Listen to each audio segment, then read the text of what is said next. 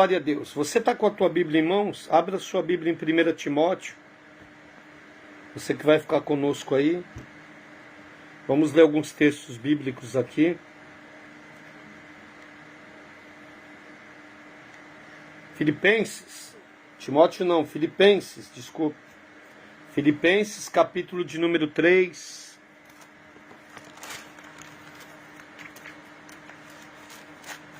Filipenses, capítulo de número 3.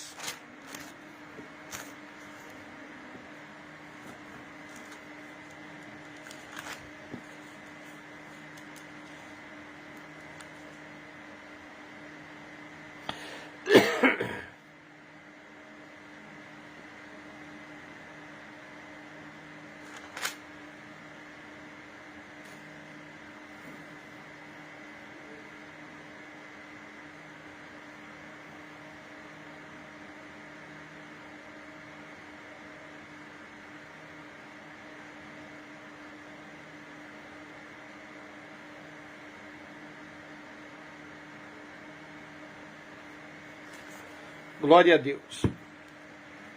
Vamos lá, gente. Filipenses capítulo 3, versículo 17. Nós vamos passear por alguns textos bíblicos aí. Mas aqui Paulo está trazendo uma direção muito importante.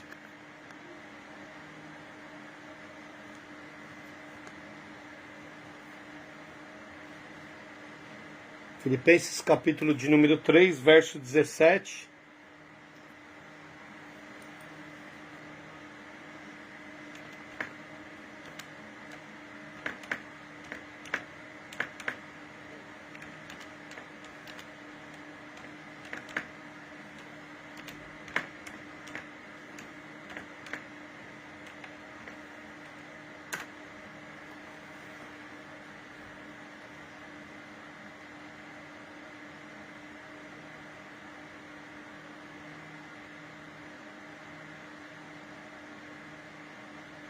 Aleluia. Filipenses, capítulo de número 3, versículo 17 até o versículo 21, tá bom? Você que está com a tua Bíblia aí.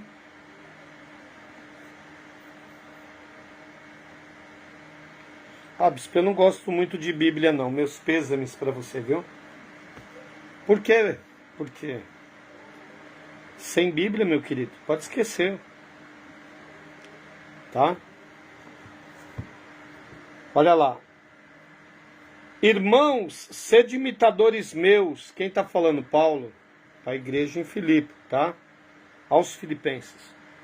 Irmãos, sede imitadores meus e observai os que andam segundo o modelo que tendes em nós. O que Paulo está falando? O que Paulo está nos alertando? Ele está falando assim, olha, eu recebi uma revelação. E esta revelação, qual foi a revelação que Paulo recebeu? Dentre várias.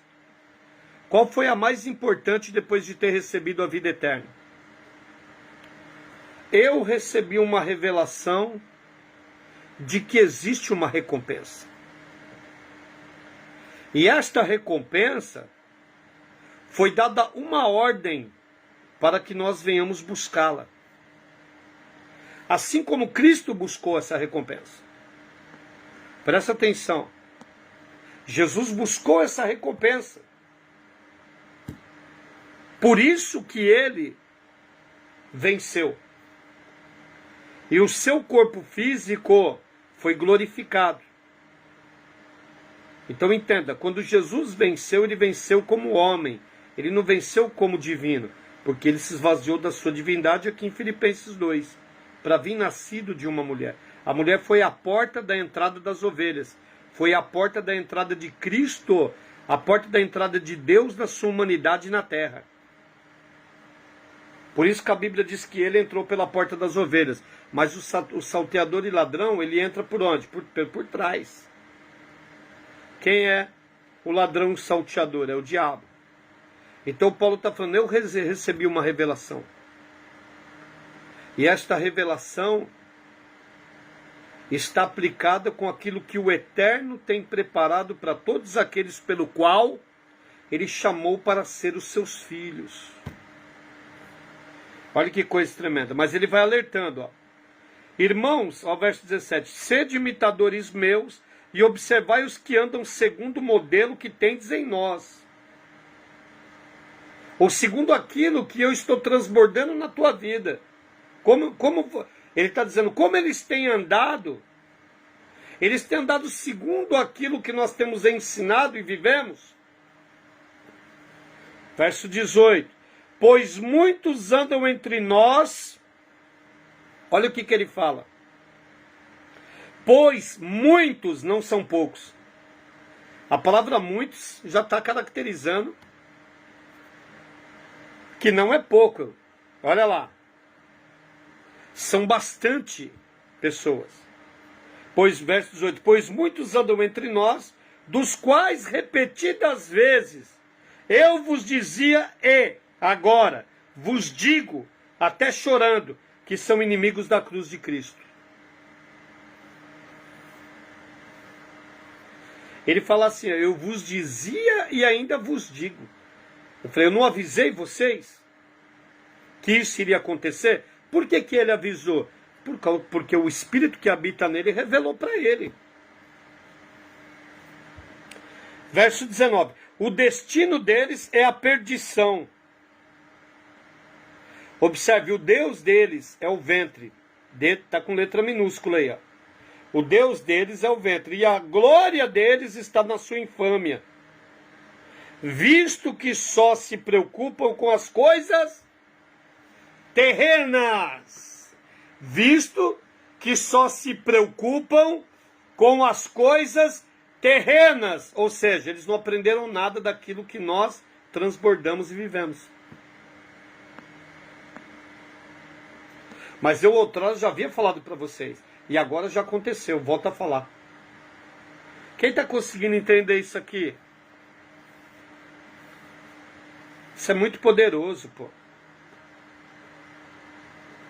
Presta atenção. Escuta, são 18 dias mais, quase 200 dias falando sobre o assunto do reino, hein? Quase 200 dias. Só nessa série que nós começamos maturidade espiritual. Então deixa eu te falar uma coisa, presta atenção. Vou repetir. Não existe nada mais importante para você do que você viver a eternidade. E quando você vive a eternidade, você está preocupado aonde você estará nela. Porque o reino e a sua justiça está relacionado àquilo que o Senhor proporcionou para todos os seus filhos, mas nem todos os seus filhos vão alcançar.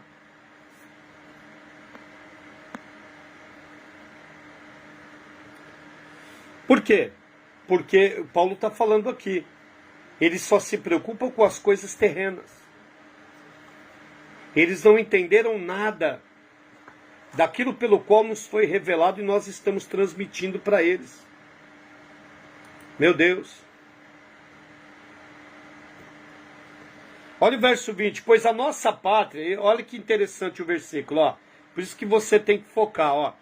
Pois a nossa pátria está nos céus. Por que está nos céus a nossa pátria? Ah, tá vendo? Nós vamos morar no céu. Não é isso. A pátria vai descer. Ó. Pois a nossa pátria está nos céus, plural. De onde também aguardamos o Salvador, o Senhor Jesus Cristo. O Jesus que venceu o homem, que venceu e vem estabelecer o seu governo sobre essa terra. Verso 21. O qual transformará, olha a revelação que os caras não estavam tendo. Por que eles não estavam tendo? Eles não estavam tendo porque eles estavam preocupados com as coisas desse mundo. Então eles não tiveram revelação, o Espírito Santo não revelou. Porque o Espírito Santo, ele sonda o nosso interior. Quem está entendendo? Ele sonda as profundidades do coração. O que significa coração? Caminhos mais profundos do ser de um homem. o qual transformará o nosso corpo de humilhação, este corpo que carrega a natureza caída, o qual transformará o nosso corpo de humilhação para ser igual ao corpo da sua glória, igual ao corpo que ele tem hoje, que é um corpo glorificado. Por que ele tem esse corpo glorificado? Porque ele venceu. Ele venceu. E ele disse lá em Apocalipse 2:26, e ao que vencer, eu vos darei as nações como herança. No 3:21 ele diz assim, ó, e o que vencer, assim como eu venci e me assentei com meu Pai no seu trono, se assentará comigo no meu trono. Pois eu vos chamei para serem reis e sacerdotes na era do porvir, no reino milenar. Quem está entendendo? Então ele está dizendo aqui, ó, o qual transformará o nosso corpo de humilhação para ser igual. Ele está ensinando. Ele não está dizendo que todos vão ser transformados. Ele está dizendo, ensinando a igreja, ele está trazendo a revelação do que eu preciso fazer para receber este corpo de glória. Quem está conseguindo pegar? Não existe nada mais importante do que você almejar isso. Porque quando você almeja isso daí, quando você busca isso daí, as coisas são acrescentadas na sua vida. Você fala, nossa, que bênção. Meu, eu nem estava esperando acontecer isso. Por quê? Porque você almeja aquilo que o Pai te proporcionou como herança. Você não despreza aquilo lá. Você coloca aquilo como a coisa mais importante da sua vida. Olha só. O qual transformará o nosso corpo de humilhação para ser igual ao corpo da sua glória. O corpo igual dele, glorificado, será o daqueles que vencerem. Segundo a eficácia do poder que ele tem de até subordinar a si todas as coisas. E assim como está subordinado a ele, estará subordinado a todos aqueles também que vencerem. Uau! Que poderoso! Olha só. Gálatas capítulo 1.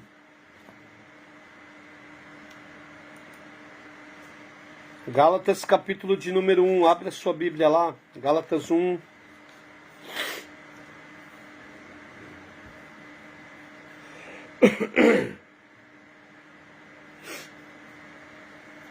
Versículo 1 ao 12, olha lá.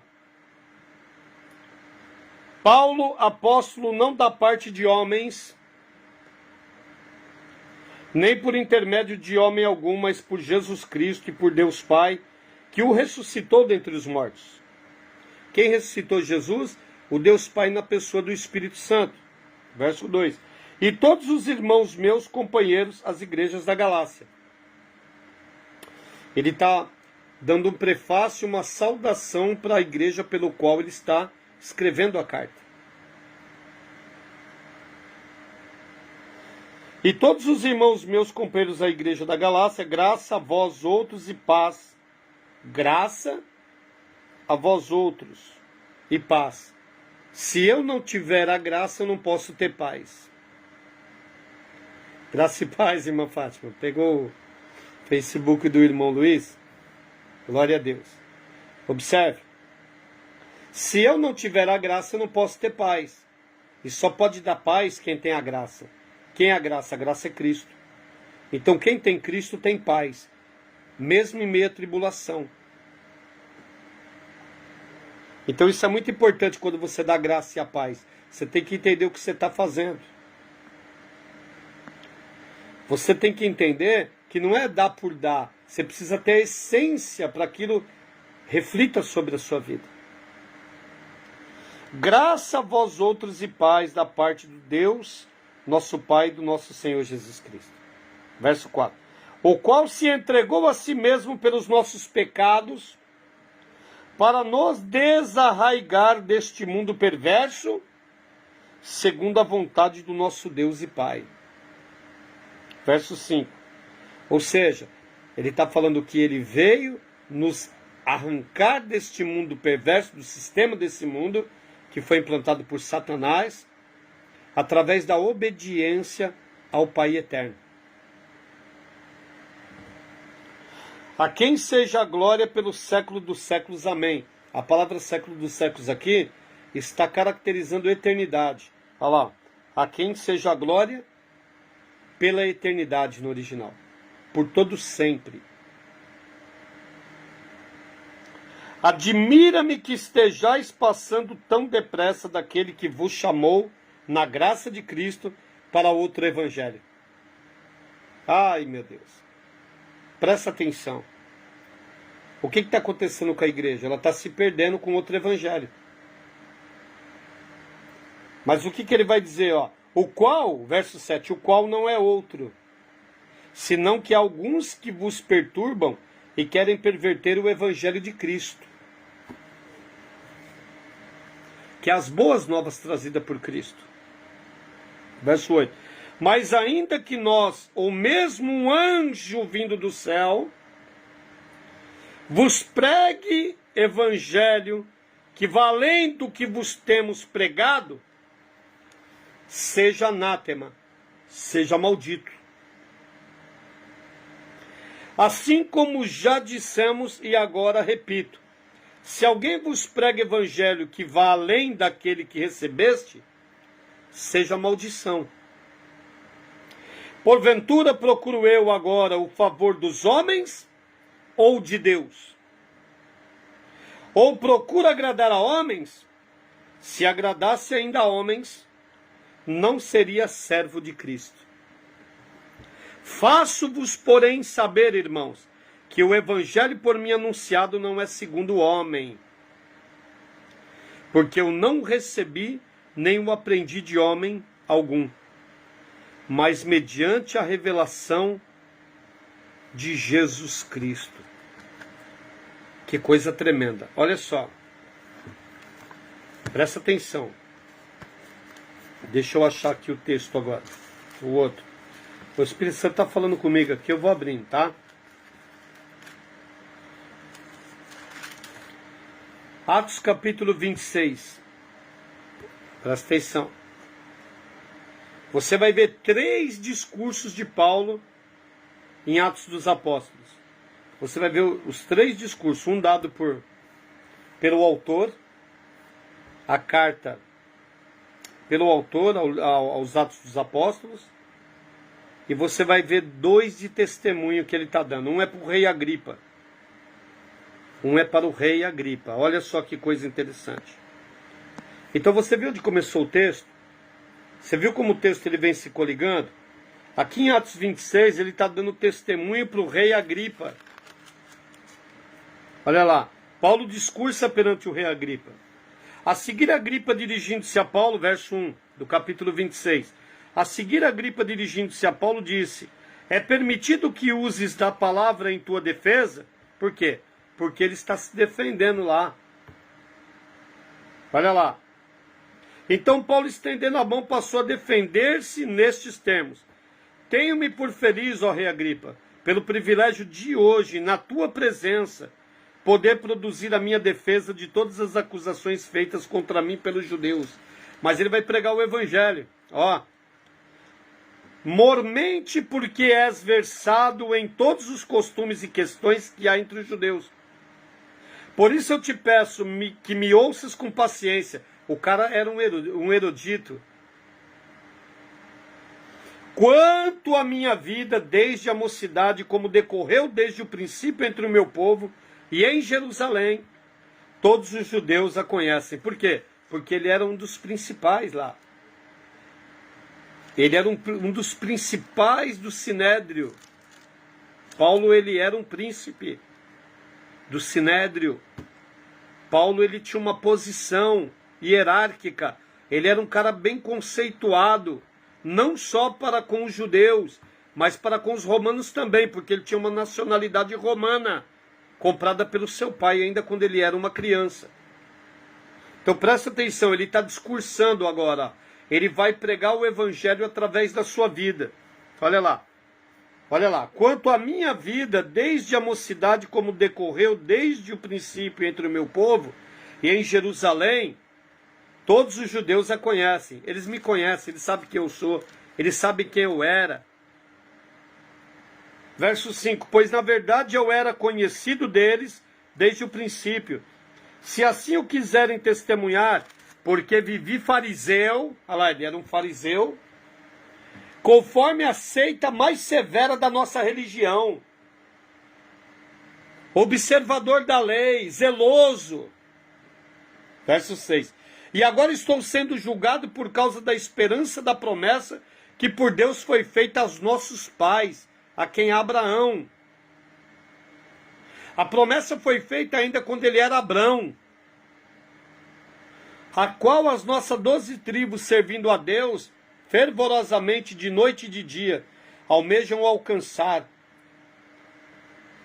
É no tocante a esta esperança, ó rei, que eu sou acusado pelos judeus. Por quê? Porque os judeus não têm a revelação. E ele teve a revelação. Olha lá. Porque se julga incrível entre vós que Deus ressuscite os mortos? Na verdade, a mim me parecia que muitas coisas deviam praticar contra o nome de Jesus o Nazareno. E praticava. Ele vai dar o testemunho, verso 10. E assim procedi em Jerusalém, havendo eu recebido autorização ou cartas dos principais sacerdotes, encerrei muitos dos santos nas prisões, e contra estes dava o meu voto quando os matavam. Olha lá. Verso 11. Muitas vezes eu castiguei por todas as sinagogas, obrigando-os até a blasfemar. Graça e paz, irmã Marta, seja bem-vinda. E demasiadamente enfurecido contra eles, mesmo por cidades estranhas, os perseguia. Dando testemunho, vai pregar o evangelho, ó. Está pregando o evangelho, ó. Verso 12. Com estes intuitos parti para Damasco, levando autorização dos principais sacerdotes e por ele comissionado. Ao meio-dia, na hora grande do dia, olha a revelação. Como que você pode ver uma luz, meio-dia, que é a hora mais quente e aonde o sol está na sua maior altura? Tá vendo? Lá no começo, quando o autor da carta está contando sobre a conversão dele, ou sobre esse mesmo assunto, não está falando meio-dia. Então você tem que juntar os 3 testemunhos, porque os 3 têm muita revelação, que vai transformar nossa vida. Olha lá, ao meio-dia, ó rei, indo eu a caminho afora, vi uma luz no céu. Ah, tá de brincadeira, meu. A luz prevaleceu, a luz do sol, que estava no seu momento, no ápice. Na hora grande do dia. A luz que ele viu sobressaiu a luz do astro. No seu maior ápice. Ao meio-dia, ó rei, indo eu caminho afora, vi o quê? Meu Deus. Ao meio-dia, verso 13 do capítulo 26 de Atos. Ao meio-dia, ó rei, indo eu caminho fora, vi uma luz no céu mais resplandecente que o sol, que brilhou ao redor de mim dos que iam comigo. E caindo todos nós por terra, ouvi uma voz que me falava em língua hebraica. E vi uma voz que falava comigo em língua hebraica. Quem era essa voz que estava falando no hebraico? Jesus. E caindo todos nós por terra, ouvi uma voz que me falava em língua hebraica: Saulo, Saulo, por que me persegues? Dura coisa é recalcitrares contra os aguilhões. Então eu perguntei: quem és tu, Senhor? Ao que o Senhor respondeu: eu sou Jesus, a quem tu persegues. Aí está a revelação de que a igreja, nós somos membros corporativos do corpo de Cristo. Jesus não subiu, não estava lá? Não subiu, não foi glorificado? Não estava lá, não levou o corpo físico? Por que ele estava falando para Paulo que Paulo estava perseguindo ele? Porque Paulo estava matando os membros corporativos, os cristãos. Então ele falou, você está mexendo comigo, porque você está tocando no meu corpo. Quem está conseguindo pegar?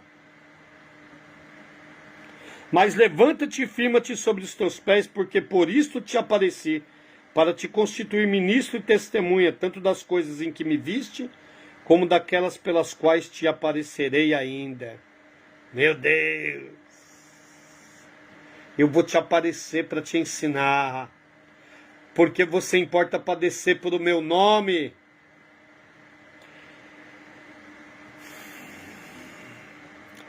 Verso 17. Livrando-te do povo e dos gentios para os quais eu te envio. Eu vou te enviar por aqueles que te enviou para me perseguir. E vou te enviar também para aqueles que são desprezados. E por eles serem desprezados, eu enviarei você como o apóstolo dos gentios. Verso 18. Para lhes abrires os olhos e os converteres das trevas para a luz e da potestade de Satanás para o eterno, a fim de que recebam eles remissão de pecados e herança entre os que são santificados pela fé em mim. Pelo que, ó rei Agripa, não fui desobediente à visão celestial, mas anunciei primeiramente aos de Damasco e em Jerusalém, por toda a região da Judéia e aos gentios que se arrependessem e se convertessem a Deus, praticando obras dignas de arrependimento. Por causa disto, alguns judeus me prenderam, estando eu no templo, e tentaram matar-me. Mas, alcançando o socorro de Deus, permaneço até o dia de hoje, dando testemunho, tanto a pequenos como a grandes, nada dizendo senão que os profetas de Moisés disseram haver de acontecer. Isto é, que o Cristo devia padecer, e sendo o primeiro da ressurreição dos mortos, anunciaria a luz ao povo e aos gentios. Você está entendendo o que Paulo foi chamado para quê? Então ele está instruindo aos Gálatas que se um anjo descer e trouxer um outro evangelho, e tem acontecido muito isso, por que tem acontecido isso? Você vai ver Paulo falando lá para os filipenses que existiam inimigos da cruz. Quem são os inimigos que ele diz? Aqueles pelo qual servem ao Deus por estarem buscando as coisas terrenas.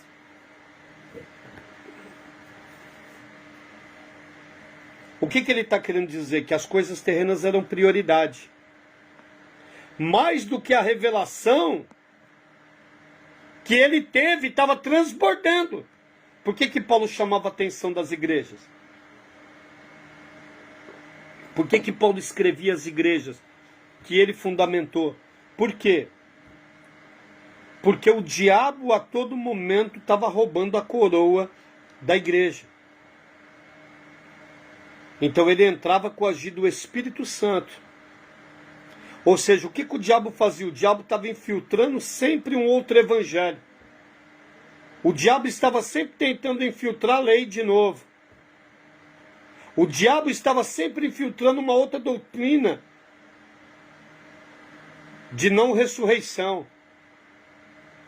Então ele estava sempre preocupado e em alerta com os santos. Porque quando se fala igreja, está relacionado àqueles que receberam vida eterna.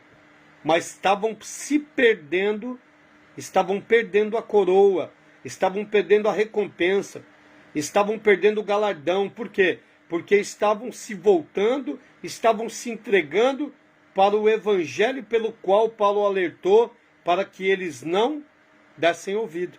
Porque aqueles que eles receberam era suficiente. Presta atenção. Qual é o evangelho suficiente que ele está falando? Ele está falando do evangelho que tem 3 capítulos. A graça, o reino e o reino eterno. Porque a priorização do reino,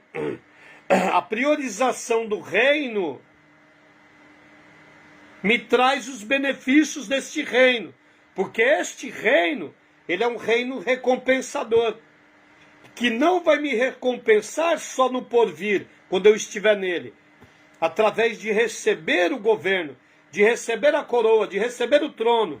Por quê? Porque tudo isso caracteriza ao reinado que Cristo nos proporcionou através da sua vinda.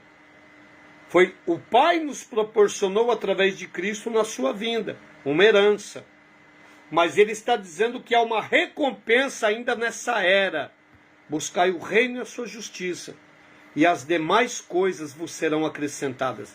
Ele está falando a prioridade é o reino, a prioridade é a justiça desse reino. A prioridade não é o que os teus olhos veem, não é o que os teus ouvidos ouvem. A prioridade é pela fé você buscar o reino e a sua justiça. Porque você buscando o reino e a sua justiça, esse reino, ele é recompensador, ele vai te recompensar ainda nesta era. Por que ele te recompensa? Porque você não vive mais os teus planos. O que são os teus planos? Você vive a eternidade todos os dias.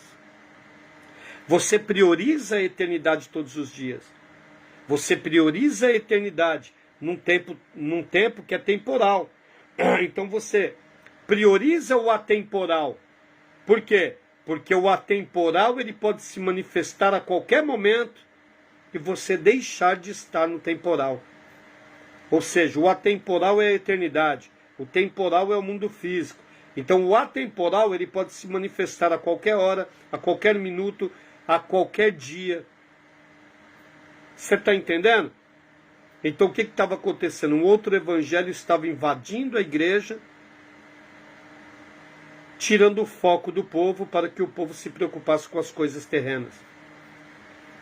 E quem é que implanta essas coisas? É o inimigo das nossas almas. Por quê?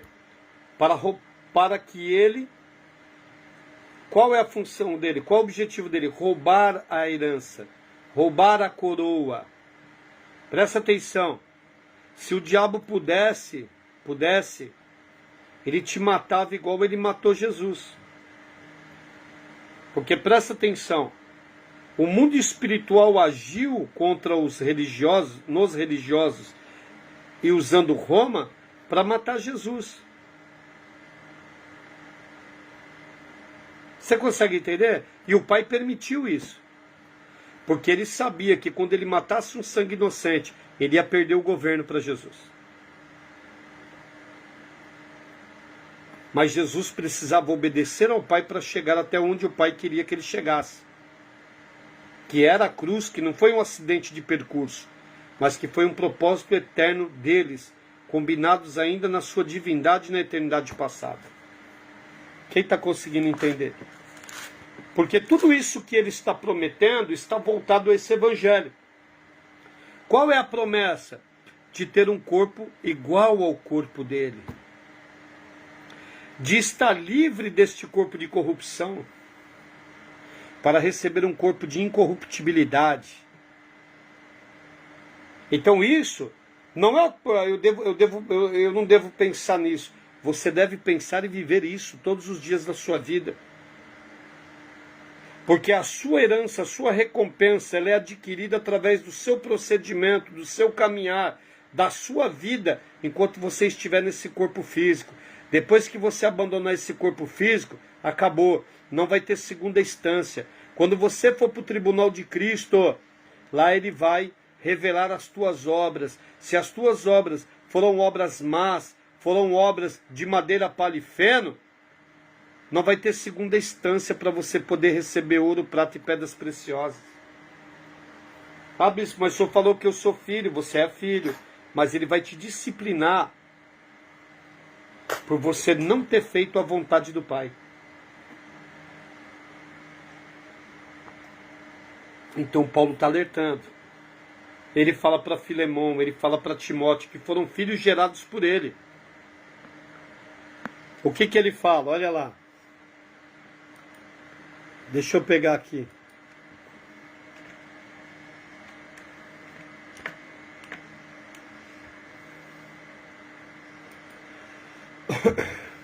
Vamos ver lá, 2 Timóteo? Presta atenção, gente. O negócio é sério.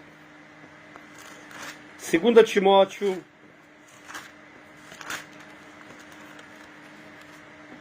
Abra lá em 2 Timóteo.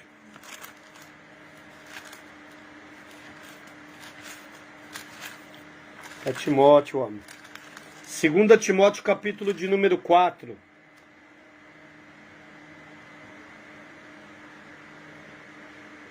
Abre lá, povo de Deus. 2 Timóteo, capítulo 4. Olha o que ele vai falar para o filho da fé. Ele vai fortalecer ele. Porque Paulo está preso. Está preso em Roma agora. E Paulo vai morrer. Porque ele foi até César. Ele apelou para César. E lá para César não tinha misericórdia. Mas ele pregou o evangelho para Augusto César. Observe o versículo 4. O capítulo 4. Ele está dizendo, ó, a fidelidade e o zelo na pregação. Ó. Conjure-te perante Deus e Cristo Jesus, que há de julgar vivos e mortos pela sua manifestação e pelo seu reino. Qual reino que é? O reino milenar. Prega a palavra. Ele está falando para Timóteo. Prega a palavra. Insta. Quer seja oportuno, quer não, corrige, repreende, exorta com toda longanimidade e doutrina. Ele está falando, não exorta com o teu achismo, com os teus pensamentos, mas exorta, corrige com toda longanimidade e doutrina, com a palavra de Deus que foi te ensinada. Verso 3, pois haverá tempo em que não suportarão a sã doutrina. O que esse cara está falando? Eu não creio assim, porque não vai suportar a sã doutrina.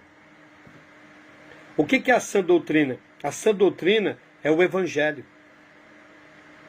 É a palavra de Deus.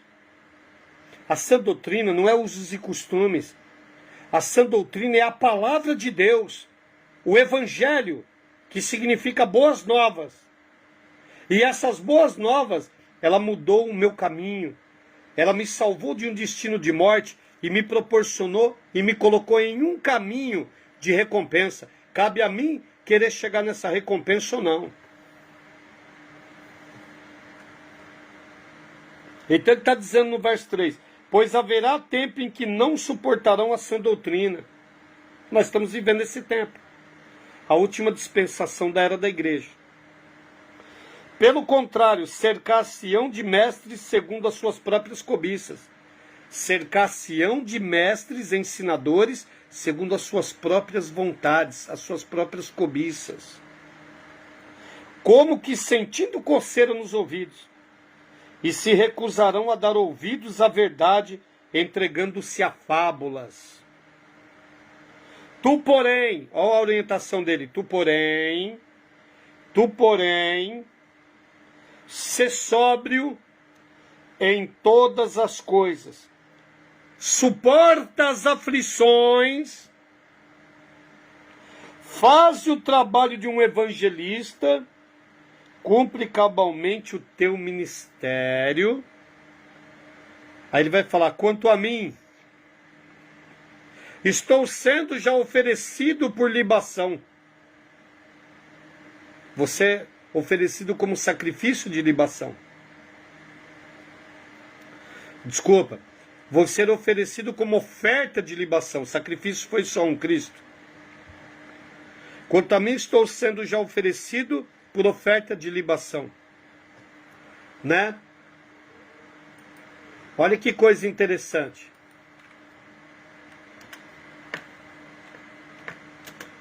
O que Paulo está falando aqui?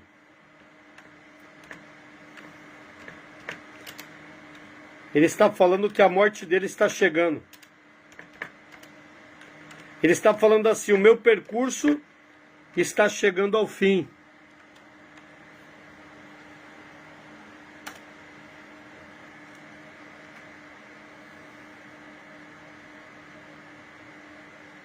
Olha que coisa tremenda. O que significa oferta de libação? Oferta de libação é um ato de derramar um líquido sobre o altar. Isso é muito forte. Eu tô trazendo para você à tona para você entender o que é a libação. Libação é o ato de derramar um líquido sobre o altar como parte de uma oferta ou sacrifício. Que líquido é esse? Olha lá. É o ato de derramar água, vinho, sangue ou outros líquidos com finalidade religiosa ou ritual em honra a Deus, a divindade. É uma prática comum em muitas religiões da antiguidade, incluindo o judaísmo, e continuam a ser oferecidas em várias culturas atuais. O que ele vai derramar? Ele vai derramar o sangue dele. O sangue dele, por isso que ele fala assim, ó, quanto a mim, versículo 6, quanto a mim estou sendo já oferecido por libação, por oferta de sacrifício no altar, o meu sangue será derramado neste altar, por amor a Cristo e ao Evangelho. Então ele orientou, quanto a mim estou sendo já oferecido por libação, e o tempo da minha partida é chegado. Ele morreu no mesmo instante que ele escreveu isso aqui. Olha lá. Ele vai dizer no 7, combati o bom combate, completei a carreira e guardei a fé. Já agora, por quê? Porque ele veio ser buscado para ser decapitado. A guarda pretoriana veio buscar ele para levar ele para a morte. Ele seria degolado, ele seria decapitado, a sua cabeça seria cortada, ó, na guilhotina. Então ele já declara, que combateu o bom combate, completei a carreira. O que é completar a carreira? Lembra que eu preguei para você sobre carreira e coroa? Vida eterna, carreira e coroa? Esta carreira, essa corrida, ela era estabelecida na Grécia, onde os livres corriam para poder receber a vitória, uma coroa de louro no final. E era só um. Mas Paulo fala, mas para nós não. Existe uma coroa preparada para cada um de nós. Então, corra a corrida. Corra como você nunca correu. Prepare-se como você nunca se preparou, para que você venha ganhar para receber a sua coroa. Escuta. Então ele vai falar agora que ele combateu o bom combate, que ele correu esta corrida. Ó, essa corrida é a recompensa que ele vai ter por ele ter corrido essa corrida e chegado no final como vitorioso. E guardei a fé. Por quê?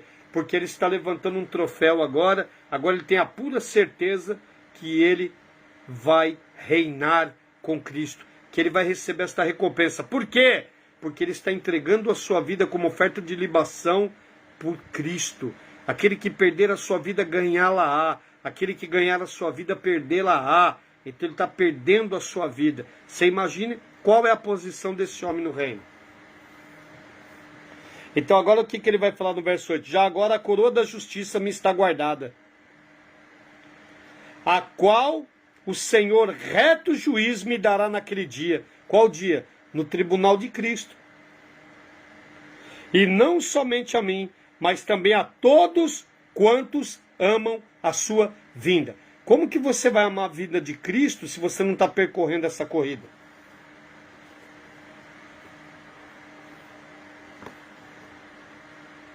Quem não está percorrendo essa corrida para receber a coroa, não vai querer que Jesus volte agora, não. Está conseguindo entender? Até porque nem os crentes nem acreditam mais que Jesus vai voltar.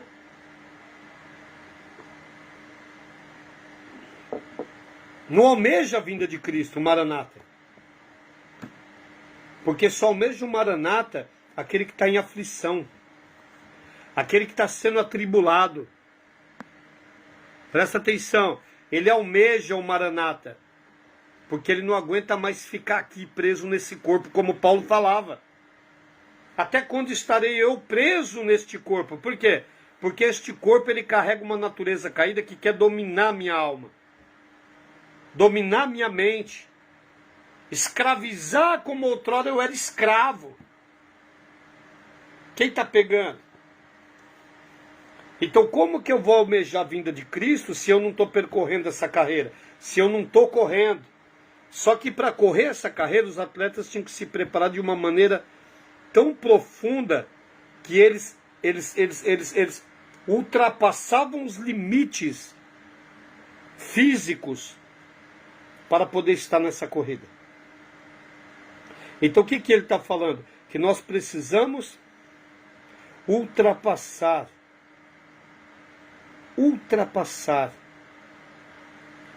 para que a nossa vontade não prevaleça. Porque se a nossa vontade prevalecer, nós não vamos conseguir vencer essa corrida. Não vamos chegar no pódio, que é o tribunal de Cristo. O que é chegar no pódio? Para receber a coroa. Consegue entender o que eu estou falando? Estou falando de recompensa. Então isso daí foi uma ordem que Jesus deu. Buscai o reino para os discípulos e a sua justiça. E as demais coisas, ô Pedro, você está preocupado com o quê? Pedro, quem é que veste os lírios do campo? Nem Salomão na sua glória se vestiu como os lírios do campo. Pedro, quem alimenta os passarinhos, Pedro? Hein? Eles são alimentados hoje, amanhã eles não estão preocupados se vai ter alimento ou não. No outro dia o meu pai alimenta. Vós não sois mais importantes do que eles, porém o vosso Pai Celestial não vai cuidar de vocês? Em outras palavras, assim como ele tem cuidado de mim. Quando Jesus assumiu o ministério, ele foi 3 anos e meio no ministério, ele comia onde? Ele bebia onde? Como ele se vestia? Será que você já parou para pensar nisso? Jesus não era um mendigo, não. Como você vê muitos falando aí. Deus levantou mulher de Guza, do governador, para abençoar o ministério. Será que você tem noção disso? Ele tinha um tesoureiro que era ladrão, mas ele tinha. Quem era o tesoureiro dele que carregava a bolsa das ofertas? Judas Iscariotes. Se ele carregava uma bolsa das ofertas, é porque tinham pessoas que ofertavam no ministério. Só que o que ele fazia? Ele ajudava as viúvas, ele ajudava os pobres e os estrangeiros de Israel. Não era só para ele. Porque ele estava voltado em cumprir toda a lei. Que o povo já não se preocupava mais com as viúvas e com os estrangeiros e com os órfãos. Porque quem tinha que sustentar os estrangeiros, os órfãos e as viúvas, eram os sacerdotes do templo. Você consegue entender? E eles nem se preocupavam mais com eles. Era uma ordem do Eterno. Primeiro os sacerdotes, depois os levitas, depois os cantores, depois os porteiros, depois o quê? Os estrangeiros, os órfãos e depois as viúvas. Esta era a ordem. Você consegue entender isso?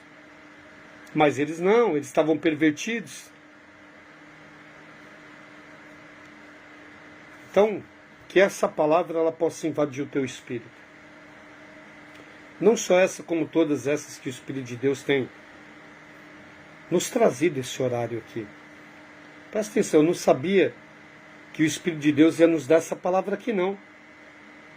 Eu não fiquei estudando a tarde inteira para vir trazer essa palavra aqui para você. Não. E olha que eu já vim de uma aula da escola. Eu não estava estudando. Eu preciso estudar aqui uma semana antes para mim ensinar aquilo pelo qual tal dia eu vou fazer uma live, então eu preciso estudar. Não, meu irmão. Estudar a gente estuda constantemente. Mas quando a gente chega aqui, nós vamos dar liberalidade para o Espírito Santo falar aquilo que ele precisa falar. Para mim e para você. Sempre nos alertando e nos colocando numa direção. Qual a direção que ele nos coloca? A direção do caminho a ser percorrido. Você está entendendo? Bispo, mas eu não estou conseguindo. Espírito de Deus, me ajuda. Em nome de Jesus, eu preciso da tua ajuda, me ajuda. Você está entendendo? Espírito Santo, me ajuda. Ó, me ajuda. Eu desejo a sua ajuda. Mas eu tenho tantos problemas, o senhor não sabe os problemas que eu tenho. Sim, mas você consegue resolver com a tua força os teus problemas? Olha como que o diabo é sujo. A pessoa fala, eu estou preocupado com meus problemas, eu não consigo pensar em outra coisa. Mas você consegue resolver eles? Não, eu não consigo resolver. Então por que você está preocupado com eles se você não consegue resolver? A tua preocupação vai trazer uma solução para os teus problemas? Consegue entender ou não? A tua preocupação, a tua ansiedade, ela vai trazer uma solução para os teus problemas ou vai trazer uma doença para o teu corpo físico? Ou vai ficar te atrasando nessa corrida? Consegue entender? Então, se só o Eterno pode alcançar, o que você tem que fazer?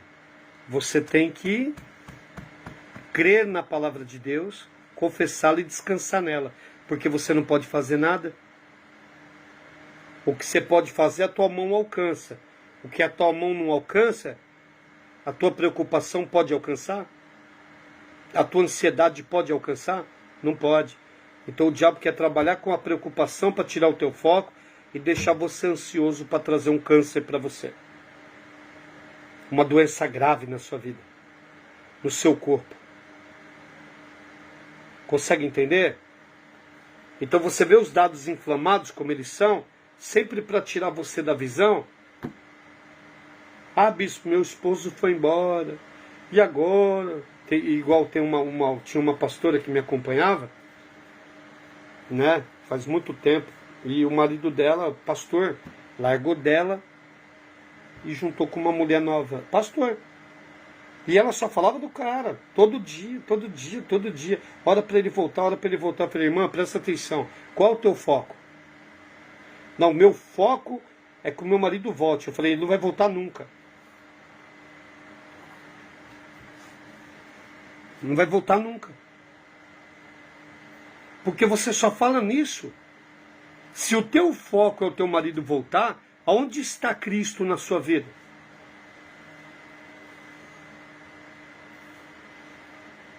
Igual o irmão falou para mim, minha vontade é me matar por causa do meu relacionamento. Olha para o meu relacionamento para ele voltar. Falei, meu irmão, presta atenção. Será que Deus quer que você volte? Namoro. Qual é a tua preocupação? Olha o que o cara falou, eu vou tirar minha vida se a minha namorada não voltar comigo. Quem é mais importante, a namorada ou Cristo? Não, bispo, mas a pessoa gosta, tudo bem. Mas Cristo tem que ser o primeiro, o melhor amor. Você está conseguindo captar? Por quê? Porque eu não posso resolver o problema. Eu tenho que entender o que Deus está fazendo. Dentro desse propósito que Ele tem comigo. Consegue entender?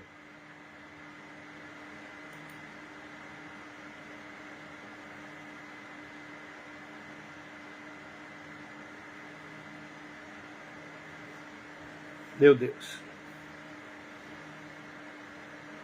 Então o que o Satanás sempre vai fazer? Ele vai sempre tirar o teu foco.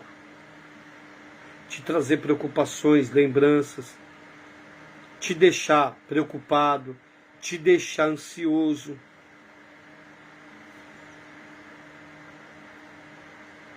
Por quê? Porque você fica desse jeito e isso não vai mudar nada. Só vai te atrasar, só vai te atrapalhar, só vai te adoecer. Presta atenção. Se Deus não entrar no negócio, se Deus não fizer um negócio que é impossível você fazer, quem vai fazer? Então você tem que descansar em Deus. Você tem que falar, Senhor, a minha vida está nas tuas mãos, eu confio em ti. Porque eu sei que o Senhor tem o melhor. Presta atenção que eu vou falar para você. Ó, já vou finalizar, tá? Romanos. Abra sua Bíblia em Romanos.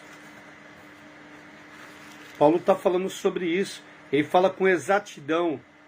Ele fala, eu sei em quem eu estou. E por eu estar nele, ninguém pode me tirar das mãos dele. E ele fala com convicção. Ele fala com muita convicção. Tá? Olha lá. Capítulo 8, verso 1. Ele diz assim, ó. Agora, pois, já nenhuma condenação há para os que estão em Cristo Jesus. E os que não andam segundo a carne, mas segundo o Espírito. Se você tiver com uma Bíblia revista e atualizada, essa parte aqui, ó. Os que não andam segundo a carne, mas segundo o Espírito, não tem na sua Bíblia. Está faltando metade do versículo.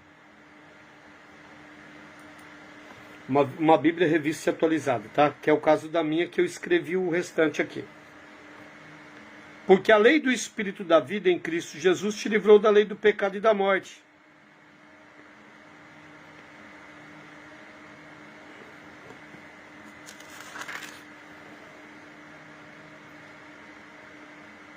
Que diremos, pois, à vista dessas coisas? Verso 31.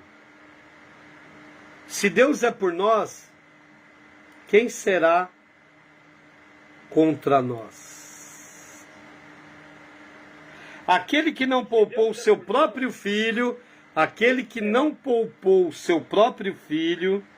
antes, por todos nós o entregou, porventura não nos dará graciosamente com ele todas as coisas?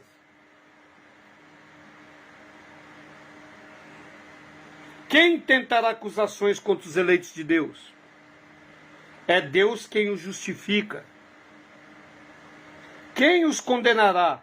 É Cristo Jesus quem morreu, ou antes, quem ressuscitou, o qual está à direita de Deus e também intercede por nós. Quem nos separará do amor de Cristo? Será tribulação, angústia, perseguição, fome, nudez, perigo ou espada? Verso 37. Em todas essas coisas, porém, somos mais que vencedores por meio daquele que nos amou.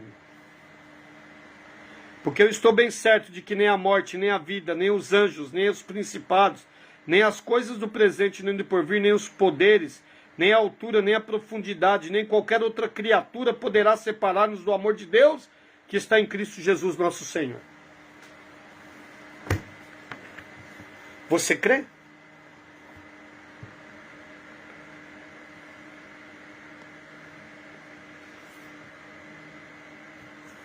Somente Ele pode. Se você crê que Ele pode.